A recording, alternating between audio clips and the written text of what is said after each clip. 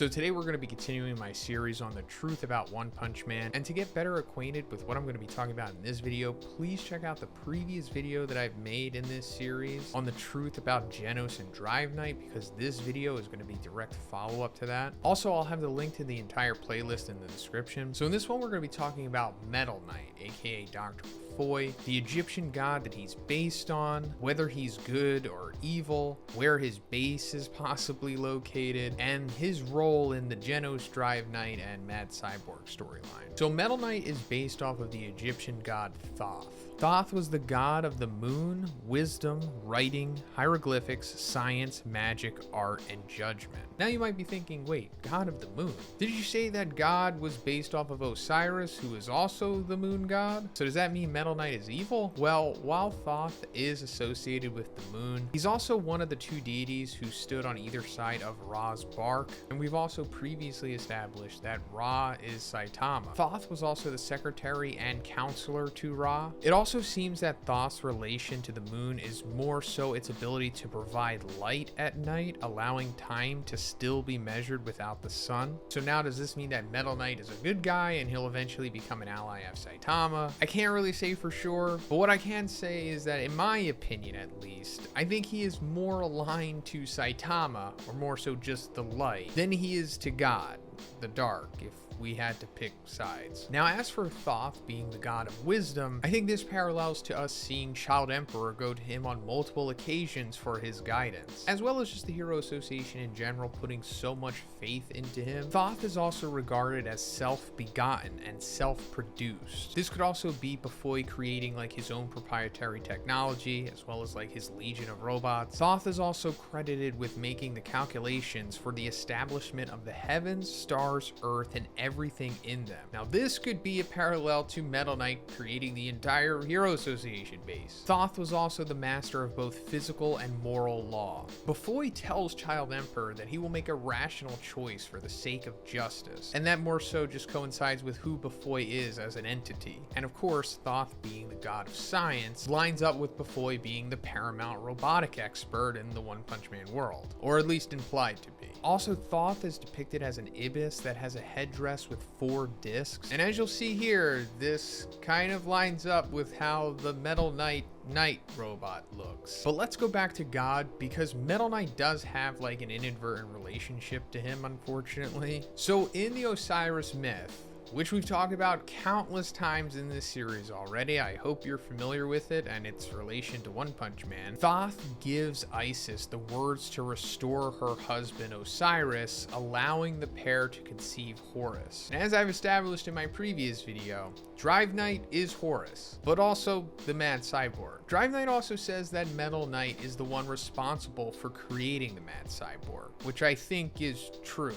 I also speculated that when Metal Knight was creating Drive Knight, God intervened at some point and led to him becoming the Mad Cyborg. As Genos previously said when he was explaining the Mad Cyborg to Saitama, the Mad Cyborg's body modification generated an irregularity in his brain, meaning Metal Knight inadvertently created one of God's most crucial disciples in Drive Knight, which is Thoth giving Isis the words to restore Osiris, allowing them to conceive Horus. Now also in the Osiris myth, Horus eventually resurrects Osiris, which in my opinion means that Drive Knight very well may resurrect God. We saw Drive Knight take Orochi's cells, which in my opinion he will later use to create an Orochi cyborg, which will then instinctually seek out the God resurrection altar under Z City, just as the original Orochi did, completing the ritual and resurrecting God to Earth. Also guys, if you've been enjoying my One Punch Man content or just content in general, could you please subscribe to the channel?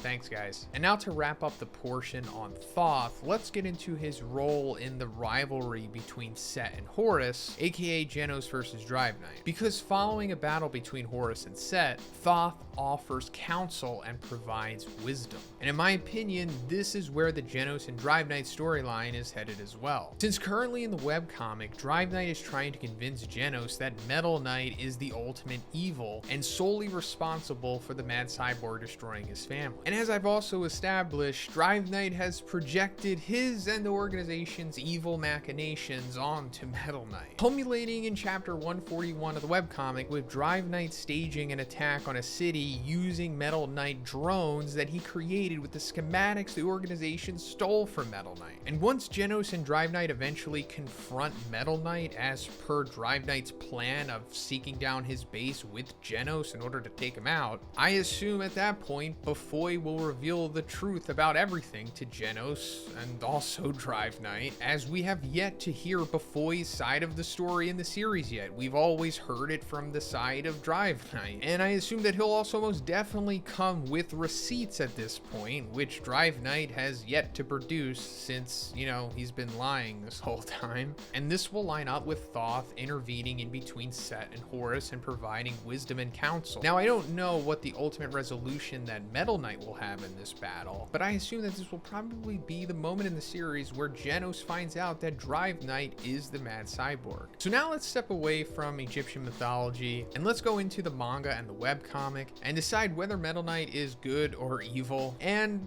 to be honest, the answer isn't really that black and white. I think he's one of the rare instances of like a true neutral battle manga character. Although I believe what he ultimately wants is the good for humanity, just kind of in his own cold, pragmatic way, if that makes sense. He's kind of like Garo in that way, but more level-headed.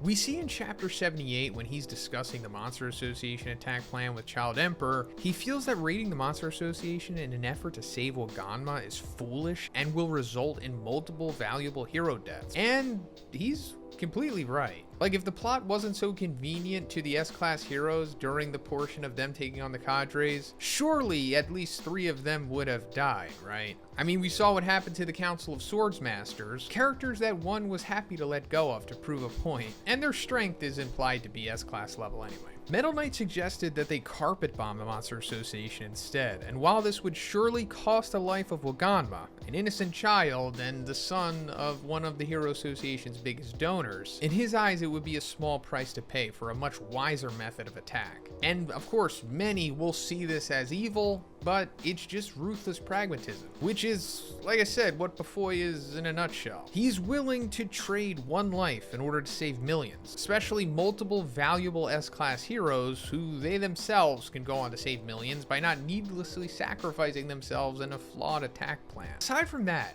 somehow, Metal Knight already knew of the organization's threat to the world. I mean, like, you know, the Cyborg Drive Knight organization. But instead of lambasting about it without gaining all the facts or straight up lying about it like Drive Knight, he decided to be more calculated and simply relaying a warning to Child Emperor instead. In chapter 83, he tells Child Emperor that he's not afraid of the Monster Association and that right now other evils want to harm the world and they will strike when humanity's defenders are weak. He also tells him not to be careful and to not trust anyone around him. This directly lines up with Drive Knight's behavior in chapter 117, when he pressures Sekengar about the vulnerability of the Hero Association at that moment and demands to know if Blast will show up if it's attacked. I go further into this sequence in my previous video, so again, please check that out if you want to get more in detail into this. And like I said, somehow Metal Knight knew of Drive Knight and the organization's plan, but I assume that he can't just prove it yet, or he just doesn't have all of the facts in order to make everyone aware yet, so that's why he kind of just tells Child Emperor to trust no one. So aside from all of that, Drive Knight also claims Bufoy wants to take over the world, and that raises the question of like, what is his goal? Because following Metal Knight's story in the series, we can vaguely see that he does indeed have some kind of ambition, and to be honest, I'm not really sure what it is yet. In the volume 11 bonus chapter Rangers, we find out that the corrupt Hero Association executives were illegally selling monsters that Metal Knight was holding captive in the Hero Association cells for research. Metal Knight discovers this and says that he can't believe someone would try to profit off of them, and he'll make sure the corrupt execs are expelled from the association, and that the association's big shots disgust him and they are easy to manipulate. that he'll let them run free a little longer. And that right there always kind of stuck out to me and kind of planted the seeds of suspicion with Metal Knight, whether they be good or bad. But let's go much further along into the story, because now we're going into webcomic chapter 97. Because after reviewing the security footage of Saitama destroying his defense robots, Bufoy views Saitama's records and deems him possibly even stronger than the S-Class, and says, on the off chance that he can challenge me, I'll observe him for now. Then going forward to chapter 135, we see Bufoy observing his monitors after talking to Child Emperor, and he says, referring to Child Emperor, that he can do what he wants. I won't be stopped by anyone.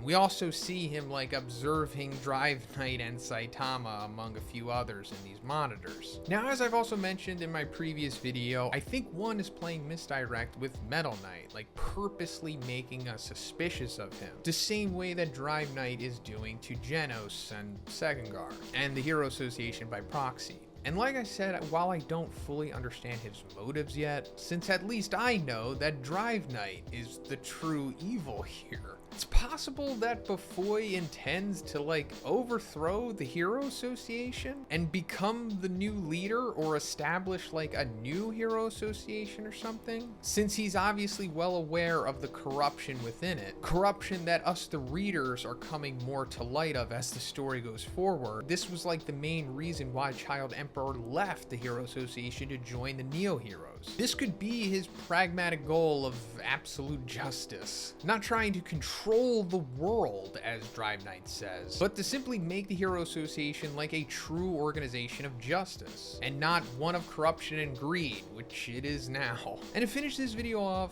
let's talk about the possible location of Metal Knight's base. So going back to Thoth being the god of the moon, I think that might be Metal Knight's relation to the moon, other than inadvertently creating Drive Knight for God. Meaning that his base might be on the moon?